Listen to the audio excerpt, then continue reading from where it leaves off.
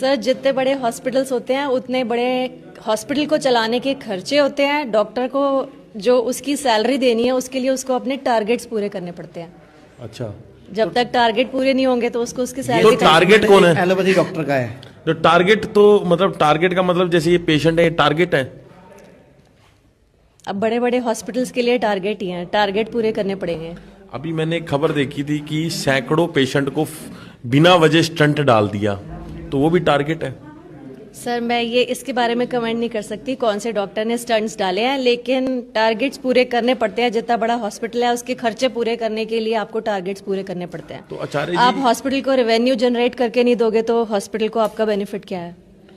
तो आचार्य जी बहुत बड़ी बात कही है मैडम ने हॉस्पिटल के लाभ के लिए कि अगर हॉस्पिटल को रिवेन्यू जनरेट करके नहीं दिया तो कैसे आप डॉक्टर हैं। मैडम कह रही मैंने खबर पढ़ी नहीं, मैं पढ़ा ये देता हूँ। देखो, और दैनिक भास्कर की खबर है ये देख लो खबर भैया, लेकिन ये देखो मैं खबर डॉक्टर पढ़ी का है। नाम नहीं लेना नहीं नाम लेना ही नहीं हमने। ये देखो क्या लिखा मैं हुआ लूंगा है। नाम ना। नहीं वो तो जेल में चला गया है। 800 ऑपरेशन 6 करोड़ की बिल योजना को भेजा। गुजरात में डॉक्टर ने 105 सेहतमंद लोगों को ऑपरेशन कर लगा दिए स्टेंट।